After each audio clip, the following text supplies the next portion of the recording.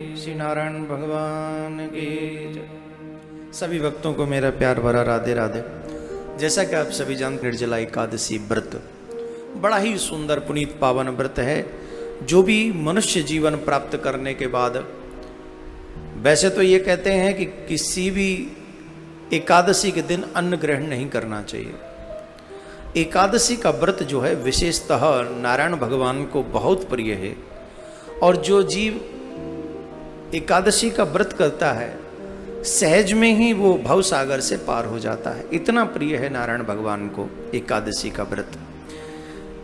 परंतु एकादशी ज्येष्ठ मास की शुक्ल पक्ष की जो एकादशी है उसे निर्जला एकादशी कहते हैं। निर्जला एकादशी का सबसे बड़ा फल यह है कि जो व्यक्ति 12 महीनों की 24 एकादशी नहीं रख सकते, और अगर वो एक एकादशी का व्रत भी रख लें, वो भी निर्जला। निर्जला का मतलब ही है जल के बिना। बहुत से लोग ये प्रश्न करते हैं कि महाराज जल पी सकते हैं कि नहीं, जिसका नाम ही निर्जला है तो वहाँ जल कैसे पिएंगे। पर सामर्थ्य ना हो तो जल ले लें, पर वो पूरा व्रत जो है फल वो तब मिलेगा जब हम और ये तपस्या है। ज्येष्ठ मास अपने आप में बहुत, इस समय सूर्य पूरे तपस पे होते हैं, और उस भयानक गर्मी में भी जो व्यक्ति जल भी ग्रहण नहीं करता 24 घंटे, सूर्य उदय से सूर्य उदय तक जो ग्रहण नहीं करता है, उसे 12 महीने की 24 एकादशियों का फल प्राप्त हो जाता है। कैसे? ये कथा आती है, पांडवों के समय की है। एक बार वेद व्यास जी महाराज पांडवों के भवन में पधारे, तो जब पांडवों के समय वेद व्यास जी पधारे तो पितामह भीष्म भी वहाँ मौजूद थे।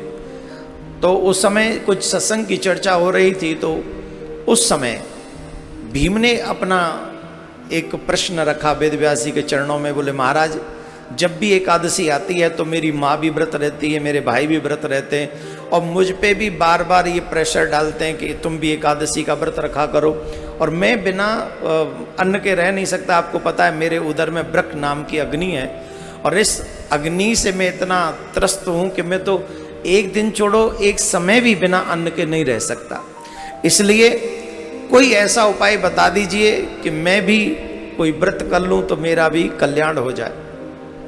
आप लोग विश्वास नहीं करेंगे, वेद व्यास जी महाराज ने कहा कि देखो भीम, तुम एक काम करो, ज्येष्ठ मास की शुक्ल पक्षमी की जो निर्जला एकादशी है, तुम उसको बिना जल के उस व्रत को पूरा करो, और सूर्य उदय से सूर्य उदय तक जल ग्रहण मत करना, तो तुम्हें 24 की 24 एकादशियों का फल प्राप्त हो जाएगा। भीम ने कहा एक दिन तो तपस्या कर सकते हैं, तो भीम ने ये की, इसलिए इस एकादशी का नाम भीम एकादशी भी है।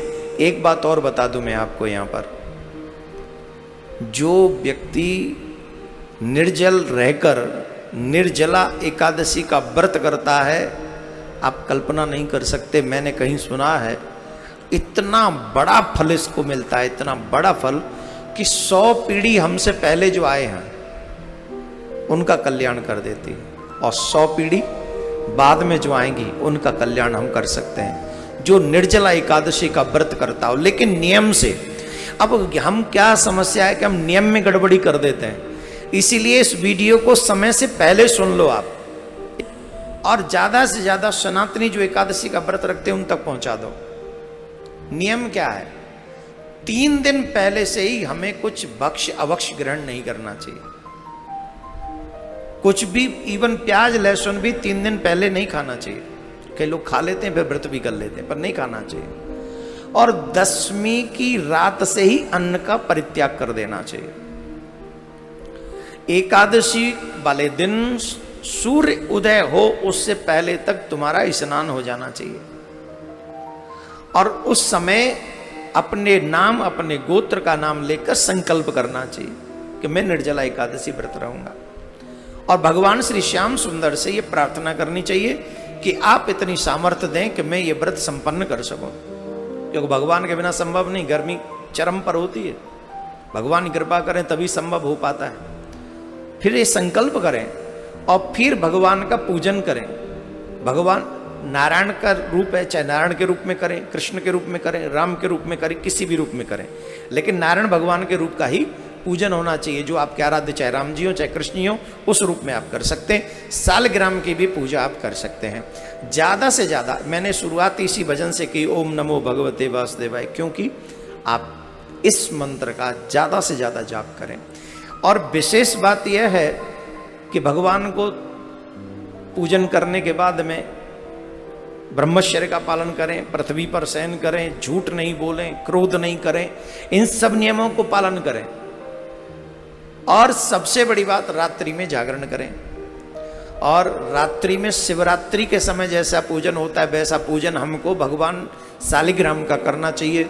जैसे शिवरात्रि पे हम लोग शिवलिंग की पूजा करते हैं और 4 पहर की पूजा करते हैं, और 4 पहर उनकी पूजा करके उनका अभिषेक करते हैं, बेलपत्र से उनका अभिषेक करते हैं। ठीक वैसे ही हमें सालिग्राम का 4 पहर का पूजन अगर रात्रि में कर सकें विधि विधान से। अब वो 4 पहर कैसे हैं? बोले पहला पहर है 8 बजे से 10 बजे के बीच का, दूसरा पहर है 12 बजे से 2 बजे के बीच का, तीसरा है, पहला है क्षमा करें, पहला है 8 से 10, दूसरा है 10 से 12, तीसरा है 12 से 2 और चौथा है 2 से 4। ये 4 पहर की पूजा आपको ऐसे करनी है कि हर एक पहर में भगवान को तुलसी चढ़ाएं, तुलसी चढ़ाकर, चंदन चढ़ाकर भगवान का जितना भी हो सके अभिषेक करें, पंचामृत से अभिषेक करें। हो सके तो जितनी ज़्यादा माला आप ओम नमो भगवते वासुदेवाय की जाप कर सकेंगे। अगर विधि विधान से आपने इस निर्जला एकादशी को, इस वाली एकादशी को व्रत आपने कर लिया तो 100 पीढ़ी पहले की और 100 पीढ़ी बाद की 200 पीढ़ियों को तार सकते हो आप, अगर कर लें थोड़ा सा अपने ऊप तपस्या का थोड़ा सा स्वरूप अपने आप में करें, तप करें, कर लीजिए, तब तो सब कट जाएंगे पाप, है ना। तो क्या ये पूजा आपको ऐसे करनी है, लोगों तक इसको, और आप यही गाते रहें, ओम नमो भगवते वासुदेवाय।